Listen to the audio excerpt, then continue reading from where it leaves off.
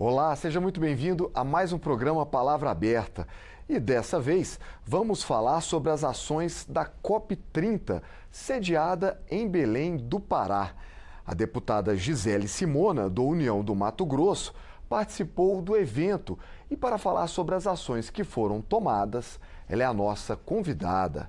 Deputada, seja muito bem-vinda ao programa Palavra Aberta, obrigado por participar. Eu queria iniciar esclarecendo uma questão com a senhora. Na época do P20, que foi o encontro dos parlamentares das 20 maiores economias do mundo, eu entrevistei a representante do Parlamento da África do Sul e de Portugal e fiz questão de perguntar para ela se existia essa divergência, né, essa polêmica quando se fala em mudanças climáticas. E a resposta foi de que não.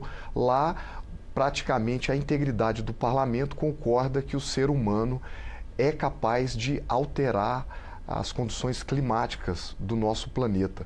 Como é que a senhora enxerga hoje a participação do Brasil na COP30? Também há essa unanimidade, há divergência entre a bancada dos deputados que foi até Belém?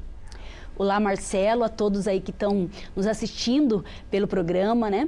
Primeiro dizer da honra de estar aqui com você mais uma vez, né? E dizer que infelizmente no Brasil não há essa unanimidade, né? Existe uma divergência muito grande dessa real influência, né, do homem aí nas mudanças climáticas. Agora, o que é muito claro e que o cidadão precisa ter essa consciência de que nós estamos tendo reflexos, né, no dia a dia como brasileiros aí, desses impactos climáticos, do aquecimento global no mundo, né? E eu digo isso com fatos mais recentes acontecidos no Brasil, como a enchente do Rio Grande do Sul, como nós tivemos aí o tornado no estado do Paraná, né? E no dia a dia nosso, quando nós percebemos aí o quanto tem influenciado esse aumento da temperatura, né? Como nós temos aí muitas queimadas no nosso país, nós temos a situação da água faltando muitas vezes em razão de estiagens grandes, né? Então são mudanças que o cidadão começa a perceber claramente,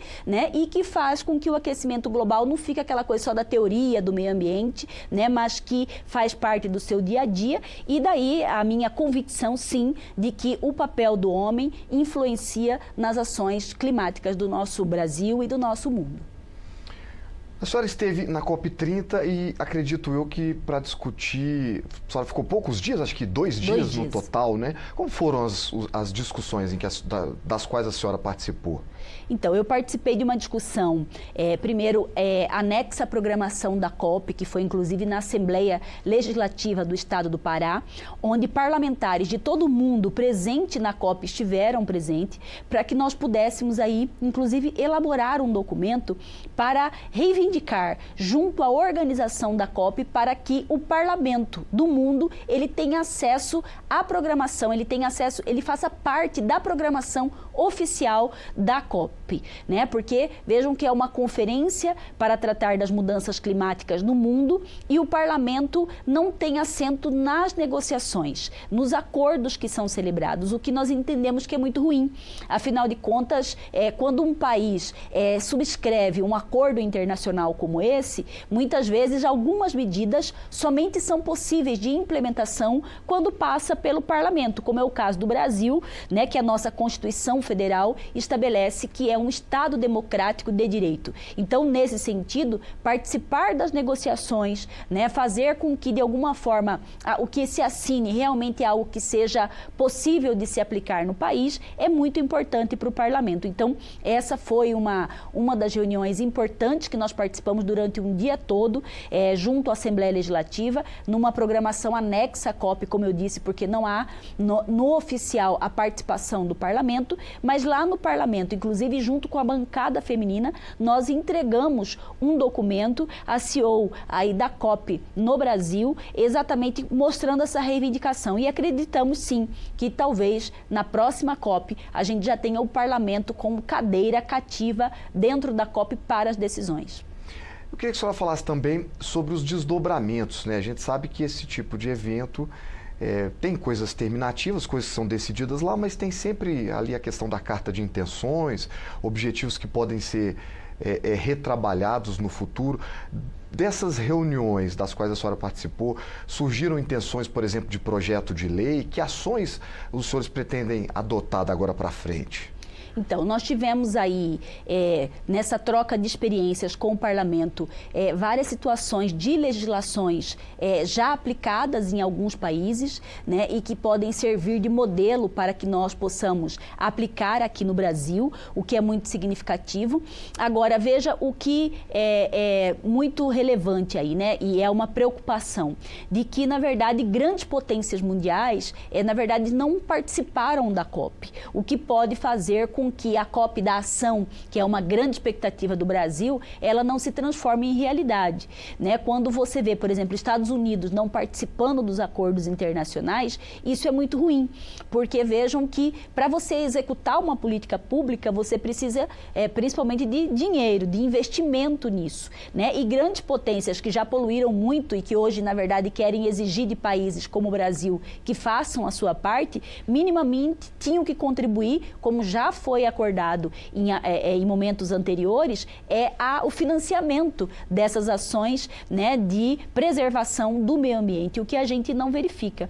Então, na verdade, todo e qualquer, na verdade também, investimento que a gente faça no Brasil ou legislação nesse sentido, há que ter os recursos. Então, estamos aguardando o fechamento desses documentos oficiais, subscritos aí pelos países participantes da COP30, para que a gente possa ver, na verdade, a implementação disso na prática, porque, como foi dito aqui, toda política pública, para ser bem sucedida, de certa forma, ela depende sim de mudança de comportamento, mas muitas vezes essa mudança de comportamento depende de investimento, de campanhas educativas, né, que é uma ação de médio e longo prazo, mas que é necessário, né? Nós não conseguimos avançar no país, se nós não tivermos desde as nossas crianças, de alguma forma, tratando do impacto que ela causa na questão ambiental, e as próprias indústrias, né? Conciliar aí essa questão do meio ambiente e do desenvolvimento é algo fundamental. Um dos assuntos mais relevantes que eu percebo na atualidade é a questão da transição energética, né? A senhora é uma deputada do União, um dos maiores partidos da casa, com uma grande representatividade, está se colocando aí, se eu posso dizer dessa forma, como um partido independente. Eu queria saber a posição da senhora com relação à transição energética, redução principalmente das termoelétricas, né, da geração de energia utilizando formas não renováveis. Qual é a posição dos senhores a respeito disso? Então, a União Brasil é um país que tem muito dentro das suas pautas e nas orientações de votação, sempre orientado para que nós possamos sim usar desses recursos que são mais favoráveis aí ao meio ambiente, né? Então, a energia solar mesmo no país, há pouco tempo nós passamos aí por essa votação na casa, né, no sentido de nós continuarmos o incentivo ao uso da energia solar, a energia eólica, né, são aí bandeiras do partido. Bom, outra questão relevante também que eu vejo é a exploração de petróleo. O Brasil está iniciando agora os estudos num novo campo, que é na margem equatorial, que em breve poderá se transformar numa das maiores bacias produtoras de petróleo no mundo. Qual a posição dos senhores sobre isso? Inclusive, nós temos aí o nosso líder, um dos protagonistas aí nessa questão do investimento da margem equatorial, né? É favorável, né? Mas é isso, é muito importante que todas as ações que, na verdade, sejam feitas, elas se conciliem, né? Essa busca do desenvolvimento dessa nova fonte de recurso, mas concilie com a questão ambiental, ela é muito importante.